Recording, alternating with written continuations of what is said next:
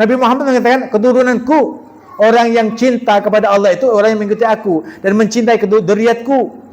Dan dia mencintai dzurriyyatku melebihi cintanya kepada anak cucunya. Kalau dia melebihi cintanya kepada anak cucunya, dia tidak cinta kepada Rasulullah. Sampai di sana, saudara. Biar kamu tahu, ini kan keturunan, masalah lahirnya. Nah, lahirnya Nabi Allah Isa ini merupakan apa? Merupakan pelajaran bagi kita. Dan demikian juga lahirnya daripada anak cucu Rasulullah itu ada sampai hari kiamat. Kalau dia tidak percaya, kamu sudah terlambat. Dulu Nabi Muhammad dikatakan abtar. Inna syani'aka wal abtar. Orang yang benci kepadamu, benci kepada keturunanmu ya Rasul, terputus barakahnya, terputus keislamannya, terputus imannya. Kenapa? Karena dzurriyyat itu ada. Bahkan nanti akan turun Nabi Allah Isa dari langit bersamaan dengan Imam Mahdi. Imam Mahdi ini adalah keturunan daripada baginda Muhammad SAW dari Hasan, Al-Imam Hasan. Diturunkan di Palestina. Makanya orang Palestina itu berjuang mati-matian untuk mempertahankan tanah suci ini. Kenapa? Karena ini akan dibangkitkan dzurriyyat Rasulullah SAW yang bernama Muhammad bin Abdullah dari keturunan Hasan. Jadi Imam Mahdi ini saudara, bukan imam yang karena sebab belajar. Bahkan Imam Mahdi ini orang yang tidak tahu menahu tentang dirinya sebagai imam di akhir zaman. Tidak tahu. Orang menjabat tangan tidak urusan, lari dia dari mereka. Karena ini namanya Muhammad bin Abdullah. Nabi Allah Isa bermakmum ini kepada Muhammad bin Abdullah. Apakah ini bukan dzurriyyat? Dzurriyyat Rasulullah. Orang yang sudah tidak percaya kepada dzurriyyat itu dicabut sudah barakahnya hidupnya. Akhirnya apa? Seperti orang stres, seperti orang gila. Kenapa? Dia setelah mengakui kebenaran Islam, kebenaran Al-Quran, lalu dia meninggalkannya demi seorang yang dia cintainya. Kalaupun itu bukan habaib yang dicintainya, apa nanti tanggung jawabnya mereka terhadap kita yang tidak mencintai habaib? Gitu, saudara. Orang yang sudah tidak percaya sama habaib itu kafir hukumnya. Biar tahu kamu, yang tidak percaya kepada habaib, ya kafir hukumnya. Walaupun itu seperti itu, kita tidak menyebabkan kita bangga menjadi habib, tidak. Kamu cinta kepada Habib, bukan Habib tambah bangga. Kamu menghinakan Habib, Habib tidak kerdil, tidak hina. Kenapa? Bila mana kamu mencintai Habib, karena kamu adalah mulia, karena memuliakan orang mulia. Menghinakan Habib, orang hina. Tidak percaya sama Habib, bukan manusia sudah. Artinya orang yang bukan manusia itu bukan Islam sudah. Kenapa? Aku tidak minta kepadamu suatu apapun kecuali kamu bercinta atau mencintai para habaib dari keturunanku. Innakum satubtalun fi ahli baiti min ba'di. Kamu bakal dicoba. Nanti kalau kita meninggal, kami meninggal dengan keturunanku. Jadi keturunan Rasulullah ada sampai sekarang, sampai kiamat. Dan itu cobaan bagi kita yang menyatakan kita cinta kepada habaib. Hati-hati kamu cinta sama habaib. Karena kalau kamu cinta sama habaib, pasti kamu diuji. Keabannya, diuji kecintaanmu. Sampai kapan kamu cinta itu? Apa nanti gara-gara orang mengatakan tidak ada habaib, kamu ikuti dia? Siapa dia? Jadi habaib itu cintai sampai darah daging, darah kita, darah sampai akhir zaman. Cintai habaib, kalau selamat. Bahkan orang yang cinta sama habaib itu pasti masuk surga. Berempat. Orang yang cinta habaib itu pasti masuk surga. Kenapa Habib kok bisa masuk surga? Kau yakin man ahabbani kana mai fil jannah. Siapa orang cinta kepadaku, berarti orang yang cinta kepada keturunanku, itu tafsirannya. Pasti dia masuk surga bersamaku. Ini jaminan dari Nabi. Tapi asal-asalnya jangan sampai meninggalkan syariat. Orang yang cinta itu mengikuti peri kehidupan Rasulullah bersamaan dengan sabda-sabdanya. Kalau kamu sholat sebagaimana Rasulullah sholat. Puasa sebagaimana Rasulullah. Apapun saja syariat dikerjakan. Lalu tambah satu. Apa tambahannya? Tambahannya adalah mencintai dzurriyyat Rasulullah SAW. Supaya apa? Supaya benar-benar masuk surga. Karena syariat itu tidak menjamin kamu masuk surga. Karena syafaatnya Nabi itu bagi pendosa yang merasa kebangga, sombong dengan amaliyahnya, syariatnya, ma'rifatnya kepada Allah. Tanpa habaib kamu tidak bisa hidup di dunia ini. Tanpa habaib kamu tidak bisa berbuat sesuatu sesuai dengan syariat Nabi Muhammad. Makanya dikatakan taraktu fikum amrain lan tamassaktu bihi lan tadillu ba'dahu abada, kitabullah wa itrati, kitab Allah dan keturunanku. Ada sebagian menyatakan hadis kitabullah wa sunnati, kamu tidak akan tersesat selamanya selama kamu berpegang teguh kepada keduanya. Yang pertama hadis, kamu berpegang teguh kepada Quran dan sunnah Nabi, hadis. Yang kedua, kamu berpegang kepada Al-Quran dan keturunanku. Jadi kamu jangan melihat, jangan kamu recehkan Habib itu karena sebab udah Habib itu kok melenceng ya, karena itu Syiah macam-macam. Kamu bukan urusannya membenarkan mereka, bukan urusan kamu itu. Ya, lana amaluna walakum amalukum. Bagaimana kamu bisa mengislamkan orang Yahudi?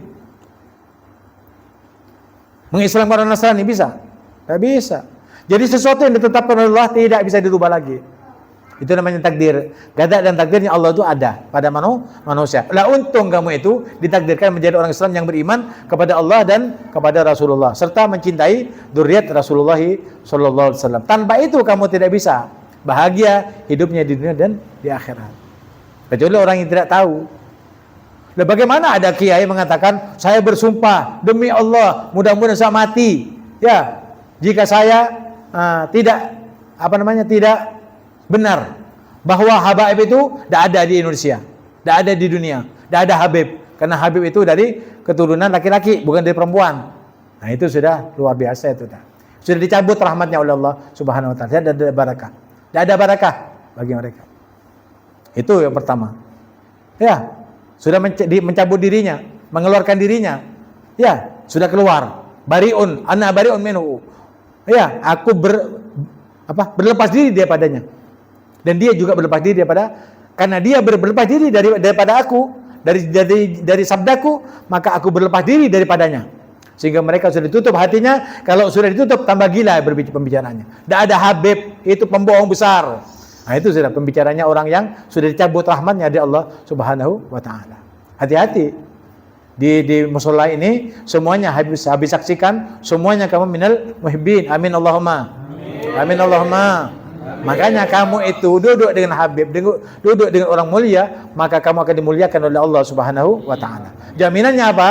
Jaminan kamu cinta kepada Habib yang mengikuti Rasulullah, yang cinta kepada Rasulullah, yang mengajak kamu pada syiar Rasulullah, pastilah kamu masuk surga dengan syafaatnya. Apa syafaat? Cinta.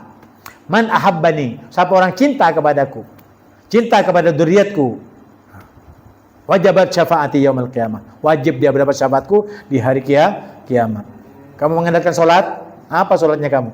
Sholat waktu tepat pada waktunya, tiap sholat di masjid berjamaah, lalu kamu mencaci maki habaib, apa manfaatnya kamu? Kamu tidak mengakui habaib, apa manfaatnya? Kamu berkata seperti itu. Diam saja sudah. Apa yang kamu harus amalkan. Apa yang syariat kepadamu, amalkan. Ikhlasan kepada Allah dan mintalah syafaat kepada baginda Muhammad sallallahu alaihi wasallam. Jangan macam-macam.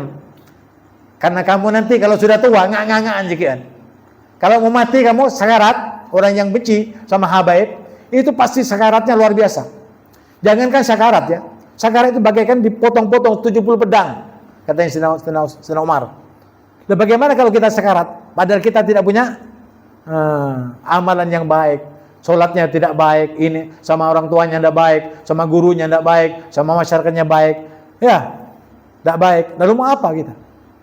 Mau masuk surga dengan apanya? Jangan kamu andalkan syariat itu hanya dikerjakan saja. Kewajiban kamu mengerjakan syariat, tetapi adanya syafaat bagi kita yang berdosa. Apakah kamu tidak berdosa? Apakah kamu maksum sehingga kamu menjamin dirimu masuk surga? Pikir ini. Saya hanya membuka otakmu, wacanamu supaya kamu membenarkan apa yang Habib sampaikan karena berhubungan dengan masalah Maryam itu tadi. Maryam tidak punya bapak, kenapa lahir? Ya. Kalau ada orang yang tidak percaya kepada Maryam karena tidak punya bapak, dia tercengang-cengang atau terheran-heran atau tidak mempercayai bahwa Isa itu adalah anak jadah misalkan.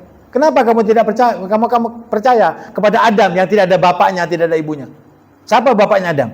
Siapa bapaknya ibunya Adam? Tidak ada. Kenapa lahir? Kenapa dicipta? Ada perempuan di sana? Tidak ada. Kenapa dari tulang rusuk bisa tercipta manusia yang namanya perempuan? Nah, kenapa kamu tak pikir seperti itu? Apalagi dzurriyyat, dan Rasulullah menyatakan Barang siapa yang mencintai aku berarti harus mencintai dzurriyyatku. Tidak ada salawat kamu diam. Pasti Allahumma salli ala Sayyidina Muhammad wa ala ali Sayyidina Muhammad. Itu paling pendeknya. Allahumma salli ala Sayyidina Muhammadin wa ala alihi wa sahbihi wa sallim. Ikuti. Itu perintahnya Nabi. Jangan sok-sokan ya, jangan terpinteran. Tidak ada kiai itu mulia kecuali dimuliakan karena sebab habaib. Mana kiai mulia yang benci sama Habib? Ada kiai mulia. Ada kiai keramat yang membenci habaib, ada di Indonesia khususnya. Kiai-kiai yang keramat di Bondowoso saja semua pencinta habaib. Tidak cinta, tidak ada keramat. Ada orang yang benci sama habaib itu, yang tidak percaya kepada habaib, dia keramat? Tidak ada. Keramat itu dari sisi Allah karena dia punya cinta. Kenapa Habib ada Habib yang banyak yang tidak keramat? Buat apa keramat Habib itu? Itu sudah darah dagingnya Rasulullah. Ya, tidak perlu mereka keramat. Ya, dan dia tidak minta keramat mereka. Sudah ada dzurriyyat Rasulullah sudah langsung nyambung kepada Rasulullah darah dagingnya. Nah, kalau kamu berimanlah kamu kepada Allah, berilmulah kamu kepada Allah, dan kajilah apa yang disampaikan oleh Allah dan Rasulnya. Baru kamu menjadi ulama, menjadi karamah. Ulama banyak, karamat tidak ada. Kenapa? Tidak ada cinta ke habaib. Kalau dia cinta ke habaib, walaupun dia ada alim, pasti karamat. Mau dihitung? Banyak kiai-kiai yang tidak alim, tapi karamatnya luar biasa. Kenapa? Karena dia punya cinta kepada habaib. Banyak orang alim, ulama, allama, ya, tidak menjadi mulia karena sebab apa? Karena dia pembenci habaib. Makanya jangan ini dirusak. Omongnya Habib ini benar. Tidak berbicara dengan nafsunya, tetapi dengan ilmunya, dan juga akan membuka hatimu dan pandanganmu untuk mencintai habaib supaya kamu selamat dunia akhirat. Ini tujuannya pengajian. Bukan untuk apa-apa. Paham? Tidak ada lainnya. Nah ini. Jadi kalau ada orang yang dipenuhi barakah, ya, kenapa? Karena dia Nabi. Orang yang mengikuti Nabi juga barakah juga. Habib duduk di sini memberikan barakah kepada kamu. Apa barakahnya? Ilmu yang aku sampaikan. Semuanya benar dan dibenarkan oleh Allah dan Rasulnya. Serta dibenarkan oleh kamu bagi yang beriman kepada Allah dan Rasulnya. Bahwa apa yang disampaikan Habib itu benar. Kalau sudah benar, tidak ada alasan kamu untuk tidak mencintai habaib. Paham? Ini yang pertama. Nah, Habib diberi barakah. Barakahnya hidup di sini berbarakah. Di sana di masjid-masjid memberikan duduk pasti memberikan tausiah dan barakah. Nah, itu karena sebab mencontoh Nabi Muhammad SAW. Paham? Wa usani bisolati, dan mewasiatkan kepada kami untuk melaksanakan solat.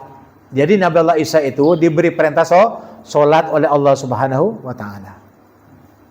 Wa zakah, dan juga zakat. Sebagaimana solat yang diperintahkan kepada Nabi Muhammad SAW adalah 5 waktu.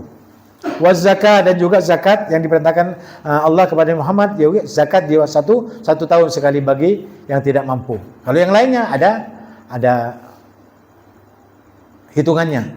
Jadi 2,5 kilo saja bagi yang tidak mampu untuk mengeluarkan zakat setiap tahunnya. Madum tu hayya, selama kami hidup. Selama kami hidup tidak boleh meninggalkan solat. Selama kami hidup tidak boleh meninggalkan salawat. Karena solat itu kan salawat. Baca, lihat. Bis salati. Ya, salawat adalah solat. Tetap salawat sampai mati. Itu orang yang beriman. Dan tidak ada susahnya dan tidak ada hinanya bagi kita yang membaca salawat. Dimuliakan sama Allah. Kamu tidak tahu kemuliaannya karena kamu tidak lihat dari mata hatimu. Andai kata kamu melihat dari mata hatimu barakah daripada salawat, niscaya kamu tidak meninggalkan salawat ini walaupun ada pekerjaan dan biayanya banyak atau banjarannya atau gajinya besar. Mereka kamu akan tinggalkan jika kamu tahu pahalanya salawat kepada Nabi Muhammad SAW. Jadi tidaklah perlu. Kenapa? Karena kita percaya kepada keimanan kita. Orang yang selawat itu bakal selamat dunia akhirat. Teruskan berselawat kepada Nabi. Walaupun di sana ada orang-orang benci kepada selawat. Paham? Apakah ada? Banyak. Ya. Allah ya Fat. Kok bisa menyatakan dirinya Islam, tapi menyalahi selawat? Tanpa selawat, ya kamu tidak pernah dihidupkan oleh Allah Subhanahu wa Ta'ala. Jika mengingkari akan masuk neraka. Itu maksudnya. Wa barran bi walidati, dan Allah menyuruh kepada kami untuk Berbakti kepada ibuku. Nah, lihat di sini. Siapa orang yang bakti kepada ibunya, pasti dia masuk surga. Walaupun dia pengkhianat, walaupun dia durhaka, walaupun dia banyak maksiat, tetap dia masuk surga. Kenapa? Ridallah fi ridal walidain. Ridanya Allah ada pada kedua orang tua. Apalagi di ibumu baru ayahmu. Jadi jihad fisabilillah itu kecil dibandingkan kita dapat bakti kepada kedua orang tua. Dia Habib alhamdulillah mengantar ibunya Habib, mengantar abahnya Habib untuk membaca la ilaha illallah Muhammadur Rasulullah. Puas Habib. Walaupun tidak punya apa-apa puas. Kenapa? Karena hidup ini suruh berbakti kepada kedua orang tua.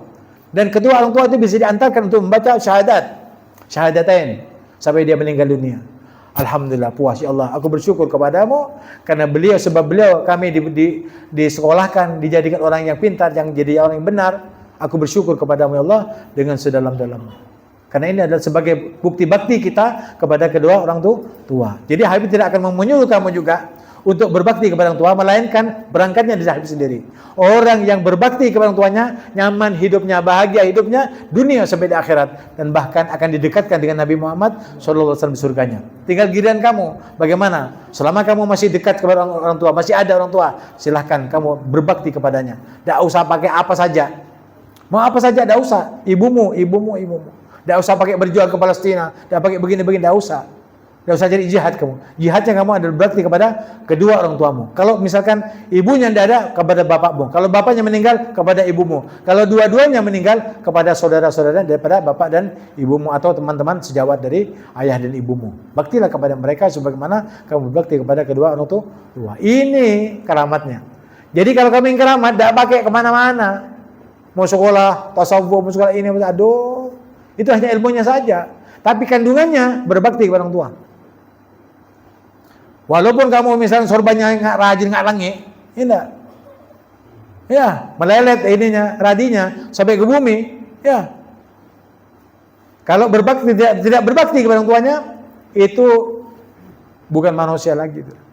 Tidak dianggap ulama. Ulama itu warathatul anbiya. Ulama itu pewarisnya Nabi. Jadi ikuti Nabi. Berbicara berbaktinya Nabi kepada orang tua. Beb kan mati orang tuanya Nabi.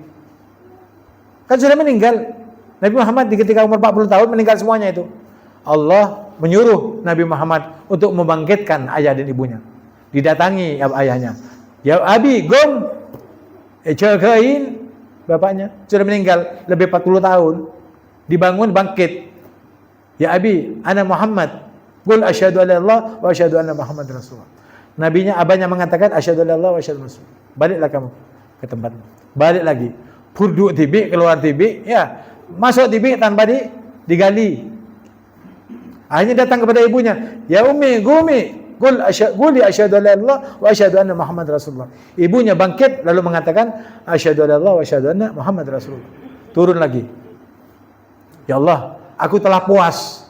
Engkau mengabadikan dalam Al-Qur'an itu wa ma khalaqtul jinna wal insa wa ma arsalnaka illa rahmatan lil alamin. Aku tidak utus engkau ya Rasulullah kecuali engkau telah memberikan syafaat kepada semesta alam. Artinya aku telah memberikan syafaat kepada ayah dan ibuku sebagai tanda terima kasih aku karena engkau menjadikan aku sebagai nabi dan rasul. Nah, seperti itu ulama. Kalau sudah ulama berbakti kepada ayah dan ibunya, jadikan itu patokan sebagai gurumu. Kalau tidak, aduh atala alim tinar tak cek toro. Karena ia berbarengan dengan iblis-iblisnya dan setan-setannya. Nauzubillah minasyaitonir rajim. Paham ya?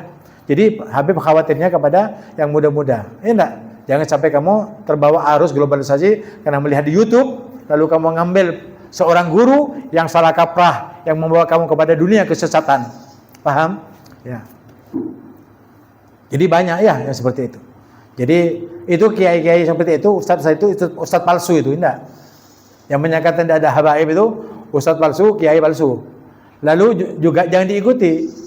Kalaupun dia bersumpah, biarkan sumpah mereka akan menimpa dirinya sendiri. Tidak bariun minhu. Kita berlepas diri daripadanya. Faham? Nah, biar kamu tahu, biar kamu selamat, biar kamu masih tahu bersyukur karena ada guru yang akan menyampaikan kamu kepada jalan yang lurus itu tadi. Makanya congok-congokan Ustaz bilang kemarin itu, kalau takwa itu lurus, congok-congokan ke kanan, ke kiri. Mana guru kamu itu ikuti. Jangan berguru kepada YouTube. Kamu hanya tontonan itu. Yang di YouTube itu tontonan. Kalau bagaimana Ustaz kalau kamu misalkan lihat ada YouTube, ada Habib ini, dilihat. Nah itu gurumu, tidak apa-apa diikuti. Paham? Karena sudah berguru. Ya, kalau tidak berguru dan melenceng bahwa itu bukan guru kamu, tentu jangan guru karena kamu tercengang dengan kehebatannya bisa terbang. Oh, bengok dia. Ya, burung itu bisa terbang. Ya, ikan itu bisa berenang di air, berjalan di air, di atas air. Kamu itu bukan apa? Bukan burung. Ya, kamu itu bukan juga ikan. Kamu itu manusia yang mau dimanusiakan oleh Allah bila mana kamu tunduk patuh kepada Allah lewat Al-Qur'an. Kalau tidak bisa kamu. Ya, keramatnya setan itu. Tahu? Setan juga akan memberikan keramat bagi orang yang tidak perlu dengan Al-Qur'an. Setan akan menjanjikan keramat bagi orang yang menghina Al-Qur'an, yang menghina Rasulullah, yang menghina habaib. Setan gurunya, iblis gurunya. Percaya kamu. Percaya atau tidak bakal jatuh kepada dirinya sendiri. Paham? Jadi Allah mengajari aku supaya berbakti kepada ibuku. Walam yaj'alni jabbaran syaqiyya. Dan Allah tidak menjadikan aku sebagai orang yang apa? Orang yang durhaka dan juga orang yang sombong. Ya. Makanya tidak boleh sombong kepada Allah Subhanahu wa taala. Karena yang maha sombong itu adalah Allah. Ya mutakabbir. Coba mau sombong, Mbak. Ya. Apa yang disampaikan Allah dan Rasulnya, tunduk saja. Jangan merasa pintar kamu, karena kepintaran kamu dari Allah. Kamu tidak pintar, yang pintar adalah Allah. Kamu benar, tidak ada kebenaran yang turun kepadamu, melainkan kebenaran itu turunnya dari Allah. Cek taruh mau pintar baan, cek dari mau bener baan, karena benernya itu dari Allah. Sama dengan Habib. Habib itu benarnya dari Allah. Ya, tidak akan berbicara yang salah. Kenapa? Kalau salah itu dihukum oleh Allah. Wassalamu alayyah, dan salam sejahtera yang ditimpakan kepada kami yauma wulidtu, ketika kami lahir, diselamatkan. Selamat tidak?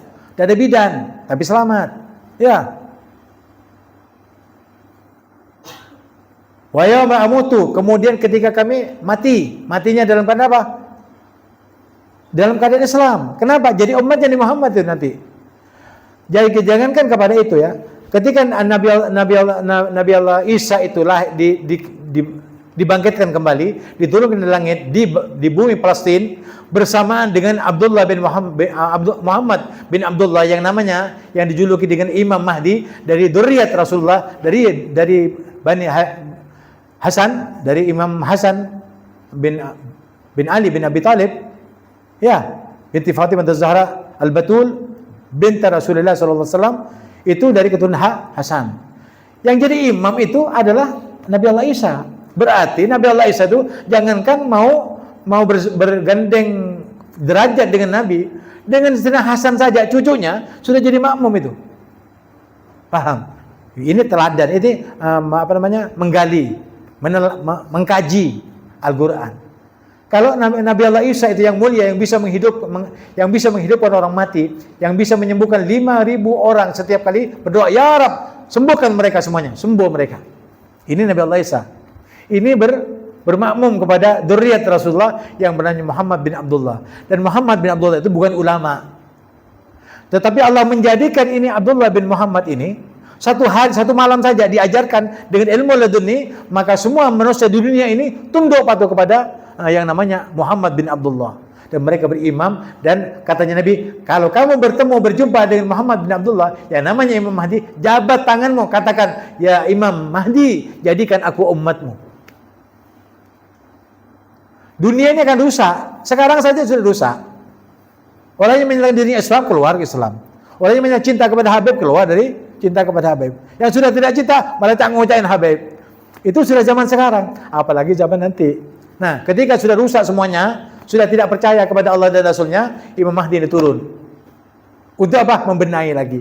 Hanya saja, ketika mereka yang beriman kepada Muhammad bin Abdullah ini, selama 8 tahun, maka Imam Mahdi meninggal dunia. Dan dunia 40 tahun lagi, 50 tahun nanti akan terjadi Ya'juj Ma'juj, Dajjal dan sebagainya turun. Itu sudah tidak ada yang menyatakan Allah, apalagi kenal Muhammad. Kepada Allah sudah tidak kenal. Sekarang masih ada habaib. Contoh nih ya, Ini pembicaraannya ini sampai hari kiamat. Kalau masih ada Habib hidup di dunia, tidak ada kiamat. Kenapa? Karena Habib ini tidak akan merasakan deritanya kiamat. Itu jaminan daripada Nabi Muhammad SAW. Makanya ketika ada Habib itu dekati, salami, sebagaimana kamu ingin salaman dengan Nabi. Jumpai mereka sebagaimana kamu ingin bertemu dengan Nabi dalam mimpi ataupun dalam ya Allah. Kalau sudah dibenci, bagaimana mau ikuti?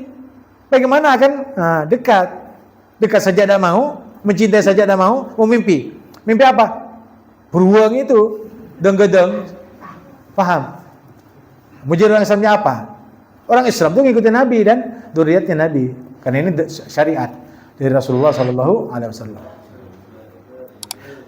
Wassalamualaikum, dan Allah memberikan salam kepada kami pada hari kami lahir dan juga pada matinya kami, wa yauma yub'atsu hayya, dan nanti pada hari ketika kami dibangkitkan kembali, dihidupkan kembali oleh Allah Subhanahu wa taala. Paham? Dzalika Isa, itulah Isa yang sebenarnya Allah ceritakan dalam Al-Qur'an yang ada pada kitab Injil. Jangan cari Al-Qur'an, Al-Qur'an saja membenarkan lahirnya Nabi Allah Isa. Al-Quran sudah menyatakan bahwa Nabi Allah Isa itu dari hamba Allah Subhanahu wa taala, bukan Tuhan.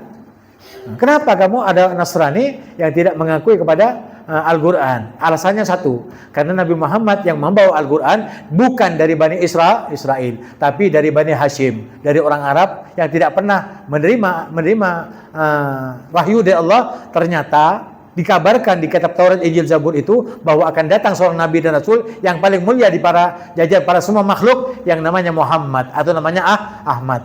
Mereka ingkar. Kenapa? Karena yang datang itu bukan dari Bani Israel, tapi datang dari Bani Hashim. Faham? Ya. Dzalika Isa ibnu Maryam. Itulah Isa ibnu Maryam. Qala al-haqqi. Nabi Allah Isa itu berkata benar. Ini katanya. Ini Al-Quran. Kalau Al-Quran itu Nabi Muhammad tidak menyatakan Nabi Isa itu benar, ya Allah tidak berkata seperti ini.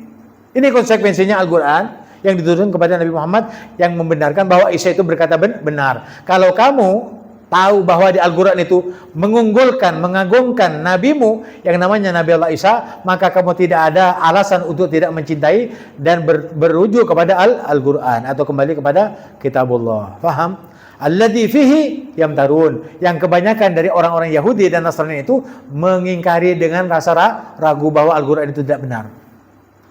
Apa yang tidak benar?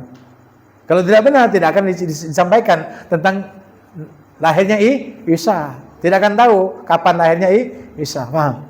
Maka lillahi, dan apa saja, ya. Dan maka lillahi ayattakhidha min waladin subhanah.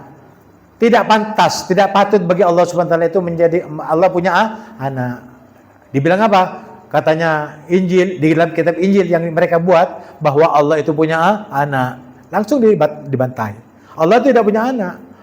Tidak patut mereka mengatakan Allah punya anak. Kalau Allah punya anak, siapa ibunya? Kalau Allah punya anak, siapa bapaknya Allah? Ya, siapa istrinya Allah kalau punya anak? Mereka tidak jawab. Paham? Ya. Jadi Allah tidak punya anak. Kalau punya anak, berkeluarga, pasti ada datuk-datuknya. Siapa datuknya itu? Mereka kalau ditanyakan seperti itu, tidak akan jawab. Kenapa? Tidak tahu. Paham? Ini kehebatan daripada memblacklist apa yang disampaikan oleh Yahudi dan Nasrani. Waladin, tidak punya anak, subhanah, maha suci Allah Subhanahu wa taala dari punya anak. Idza qada amran fa innama yaqulu lahu kun fayakun. Apabila Allah Subhanahu wa taala menginginkan suatu perintah, hanya menyatakan Allah Subhanahu wa taala kepadanya kun fayakun, jadilah kamu, maka akan jadi. Nah, seperti itu tadi. Muhammad bin Abdullah ini nanti yang namanya Imam Mahdi ketika lahir di Palestina bersama dengan Nabi Allah Isa, lahirnya di sana, lalu dia tidak punya apa-apa, bukan ulama, tidak pernah belajar. Tetapi Allah hanya mengajarkan, kun fayakun, jadi kamu ulama, jadi kamu orang yang paling bijaksana, jadilah kamu imam di zamannya. Lalu dia pintar luar biasa dan menyelesaikan seluruh dunia menjadi makmur, yang miskin jadi kaya, tumbuh-tumbuhan yang kering semuanya berbuah semuanya, yang tidak punya uang sedikit uang, banyak uangnya. Itu. Sampai-sampai kalau ada serangan seperti ini, siapa yang datang mau minta berapa juta kamu. Setiap orang yang datang mau miliaran, dari saking banyaknya itu PC. Ya enggak? Sampai orang mau bersedekah, tidak ada orang miskinnya. Itu ketika zaman Muhammad bin Abdullah lahir di Palestina itu tadi. Itu keturunannya Nabi. Kalau sudah tidak percaya ada keturunannya Nabi, dia apa? Kafir. Paham? Ini.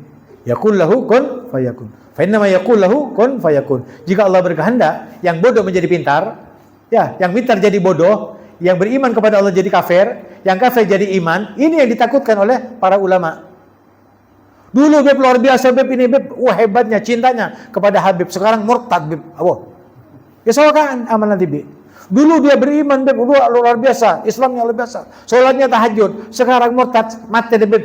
Kafir. Paham?